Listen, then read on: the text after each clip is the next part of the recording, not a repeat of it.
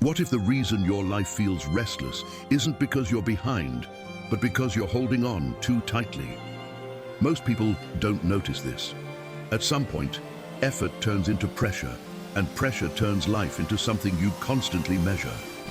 You measure your days by results, your mood by progress, your worth by how close you are to something you want, and slowly, without realizing it, you stop living and start waiting. Waiting for a reply, waiting to see if they viewed your story, waiting for that one message that decides whether your day feels calm or heavy. You say you're fine, but your happiness shifts with notifications. You're not attached to the person. You're attached to how they make you feel about yourself. And when your peace depends on someone else, you give them control. Not because they're powerful, but because you handed it over. That's attachment.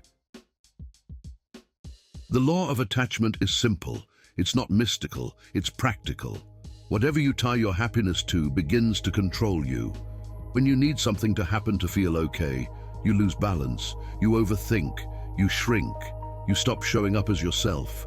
Not because you're weak, but because need creates pressure, and pressure quietly pushes things away. This isn't just about people, it's about success, validation, outcomes. The tighter you grip, the heavier life feels.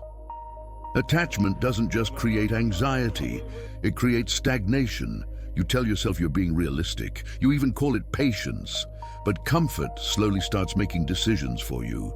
You stop trying new things, your world shrinks to what feels familiar.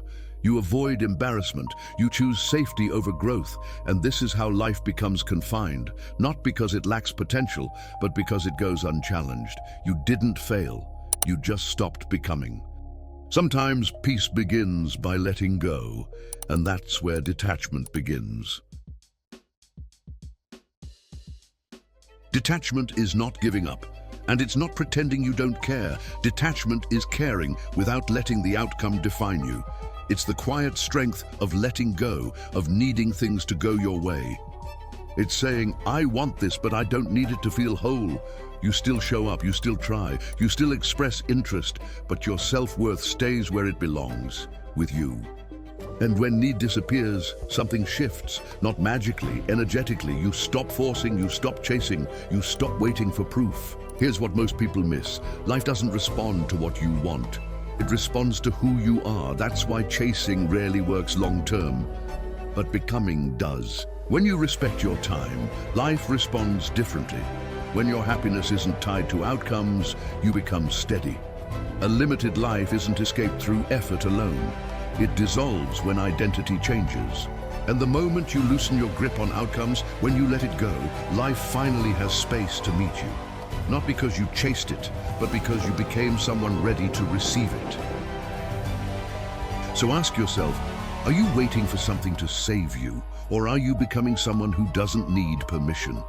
Because when you stop gripping life so tightly and allow it to move through you, peace returns. And from that place, you finally feel free.